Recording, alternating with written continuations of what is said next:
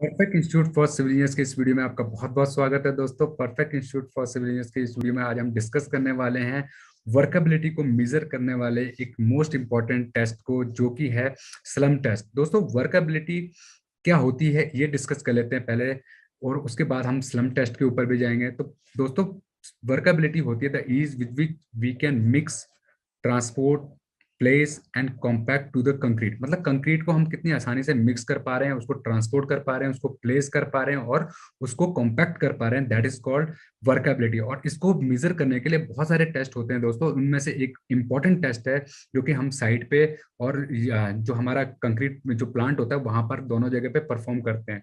इसको करने के लिए हम लोग कौन सा एपरेटस यूज करते हैं ये देख लेते हैं दोस्तों। इसको जो है दोस्तों, स्लम टेस्ट को जो मेजर करने के लिए हम लोग टेस्ट करते हैं, और उसमें जो अपरेटस यूज करते हैं उसके लिए जो हमें चाहिए होता है दोस्तों, steel mould in the form of frustum of a कोन।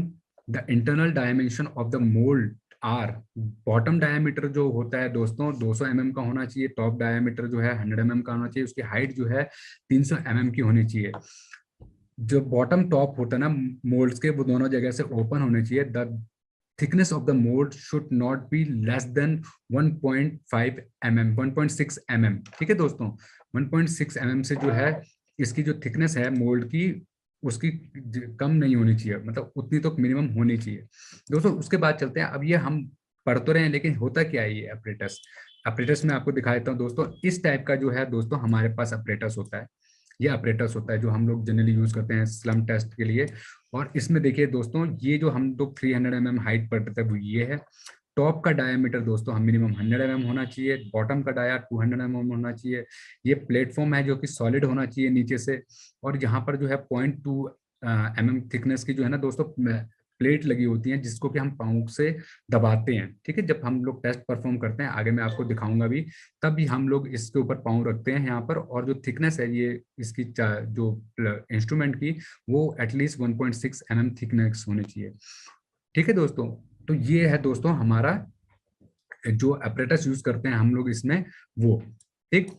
और दोस्तों इसमें हम लोग टैंपिंग रॉड यूज करते हैं। टैंपिंग रॉड जो है ना 16 mm डायामीटर की होनी चाहिए और 0.6 मीटर लॉन्ग होनी चाहिए। ठीक है, जो हम लोग यूज करते हैं स्लम टेस्ट के लिए। दोस्तों, जब स्लम टेस्ट हम लोग परफॉर्म करते हैं ना, उसको प्रोसीजर क्या है वो आपको डिस्कस कर लेते हैं। Internal surface of the mould is thoroughly clean होना चाहिए जब हम लोग इसको करते हैं तो। And mould is placed on a smooth horizontal and rigid and non absorbent surface। मतलब कि जो कंक्रीट है ना वो जो उसके अंदर हमारा कह सकते हैं ना स्लरी होता है, वो जिस सरफेस के ऊपर हम लोग टेस्ट को परफॉर्म कर रहे हैं वो सरफेस ऐसी होनी चाहिए, सॉलिड होनी चाहिए, ताकि जो उसका स्लरी है वो सोख ना जाए।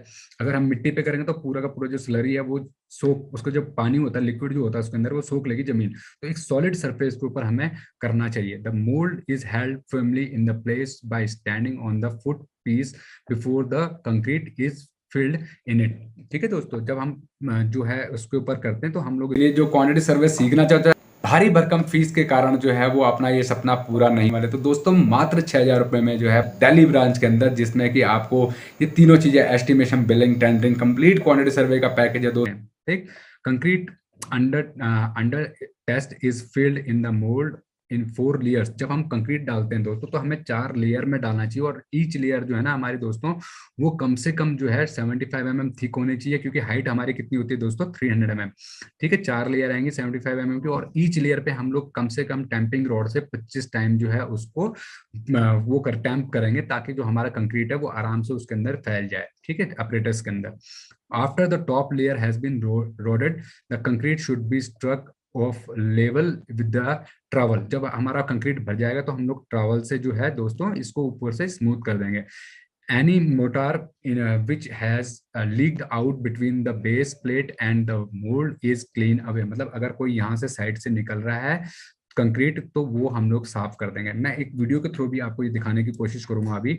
उसके बाद नेक्स्ट क्या कहता है दोस्तों, the mould is then removed by raise it slowly and carefully in vertical direction. उसको ऐसे तिरछा मिर्चा नहीं करना, उसको सीधा उठाना है दोस्तों।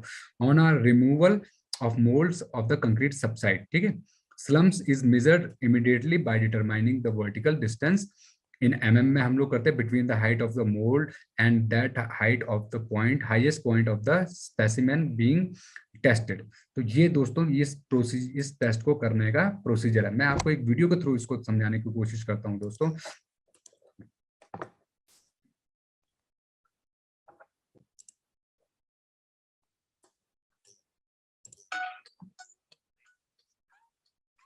देखिए दोस्तों, यहाँ पर जो चल रहा है, एक बार दोबारा से दिखा देता हूँ दोस्तों।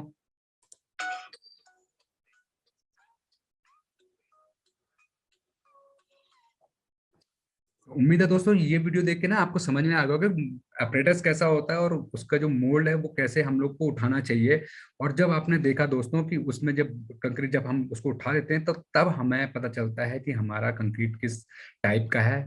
ठीक है दोस्तों, अब आगे चलते हैं कि कितने टाइप्स के होते हैं जब हम लोग इसको टेस्ट को करते हैं। ठीक है दोस्तों, ये देखिए, तो दोस्तों जो हमारा कंक्रीट होता है ना, उसमें ये देखिए, जब हम लोग उठाते हैं तो हमारा कंक्रीट ऐसा होता है, लेकिन कुछ टाइम के सेकंड्स के अंदर ही जो है इसका जो फॉल है वो स्टार्ट हो जाता है।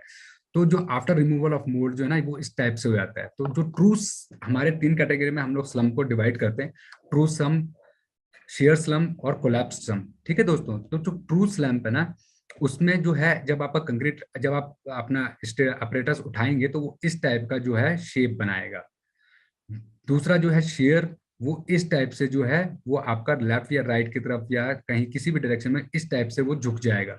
और जो कोलैप्स होगा ना वो ऐसे बिखर जाएगा। अगर आपका जो कंक्रीट है उसमें लिक्विड ज्यादा रहेगा तो वो फैल जाएगा। ठीक है दोस्तों, तो ये देखना जरूरी है हमें कि किस टाइप का हमारा जो है वो आ रहा है। ठीक, और the specimen collection should literally then test में be repeated as it will not go correct. मतलब तब तक हम रिपीट करते रहेंगे जब तक कि हमारा टेस्ट सही नहीं हो जाता। अब ये टेस्ट तो कर लिया, लेकिन इससे हमें पता क्या चला, ये हम लोग डिस्कस कर लेते हैं दोस्तों। स्लम के ना अपने वैल्यूज होती हैं जिसके बेसिस पे हम लोग उसको मेजर करते हैं। ठीक है, तो अब जो है एक अच्छा स्लम किसको कहते हैं, एक अच्छा स्लम जो है गुड वैल्यू जो है स्लम की वो क्या होती है, या गुड वर्केबिलिटी जो है, डिग्री ऑफ वर्केबिलिटी क्या होती है।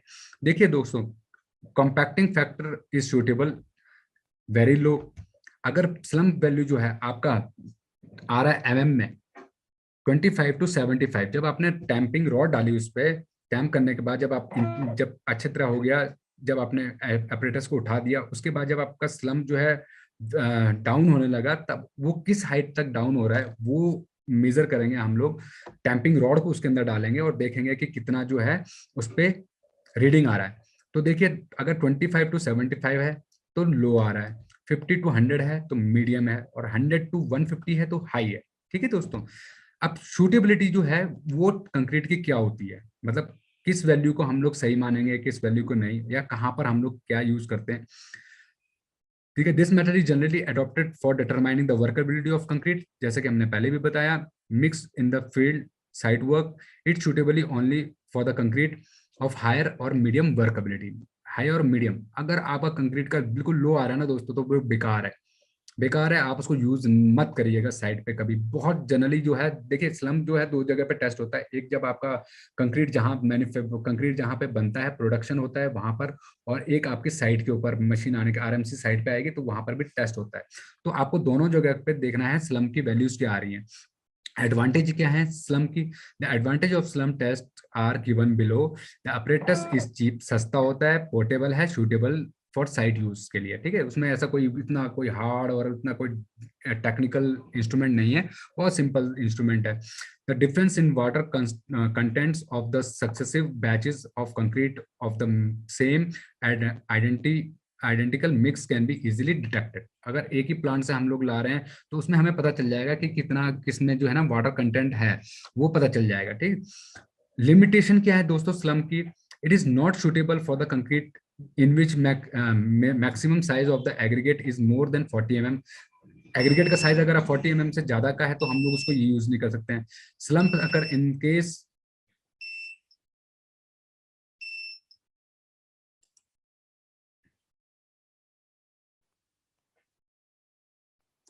तो लिमिटेशन क्या है दोस्तों इस टेस्ट की वो भी देख लेते हैं। It is not suitable for the concrete in which maximum size of the aggregate is more than 40 mm। 40 mm से ज्यादा का अगर आपका एग्रीगेट का साइज है तो उसके लिए सुटेबल नहीं है। Slum occurs in the case of plastic mix only and in case of dry mix slump does not occurs, मतलब जब प्लास्टिक मिक्स होगा और उसमें हम लोग यूज कर सकते हैं, लेकिन जब ड्राई मिक्स होगा, बिल्कुल सूखा होगा कंक्रीट, तो उसमें हम लोग यूज नहीं कर सकते, उसमें स्लम्प भी नहीं आएगा। It is also ineffective for a very wet mix concrete produce in collapse slumps, because जब जब बहुत ज्यादा गीला होगा तो उसमें भी नहीं कर सकते, उसमें से बिल्कुल फैल जाएगा हमारा concrete. The slump test observe has not direct relation in with the internal energy required to compact the concrete। ठीक है, many shapes of slumps can occur and it difficult to decide which is the correct value।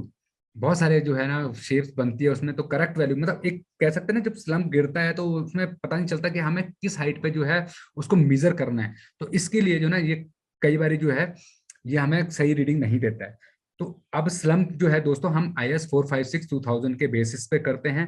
Recommendation slump for place in various conditions which in various condition as per the IS 456 are given below. अब हम लोग जो code हमारा कहता है कि हम लोग कहाँ कहाँ पर जो है ना दोस्तों इसको यूज कर सकते हैं, वो डिपेंड करता है कि हमारे ग्रेड उसकी जो वैल्यू है उसके ऊपर। अब जो अगर बहुत कम है तो बाइंडिंग मटेरियल या बाइंडिंग कंक्रीट शैलो सेक्शन और या पेवमेंट्स में हम लोग पेवर्स वगैरह में हम उसको बनाने का यूज कर सकते हैं।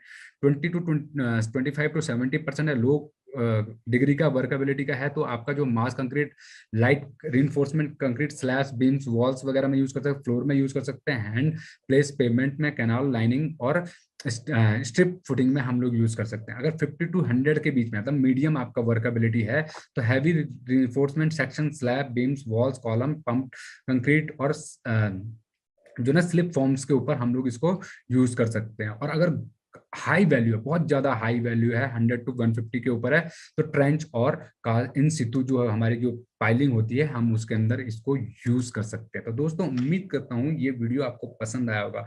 दोस्तों हमने इसमें डिस्कस करने की कोशिश की वर्कबिलिटी को कैसे मेजर किया जाता है with the help of slump test. तो इसमें काफी सारी A to Z पूरा का पूरा स्लम्प डिस्कस किया, वीडियो के थ्रू आपको दिखाने की भी कोशिश किया। तो उम्मीद कर रहा हूँ कि ये वीडियो पसंद आएगा। लाइक जरूर कीजिए, चैनल को सब्सक्राइब करना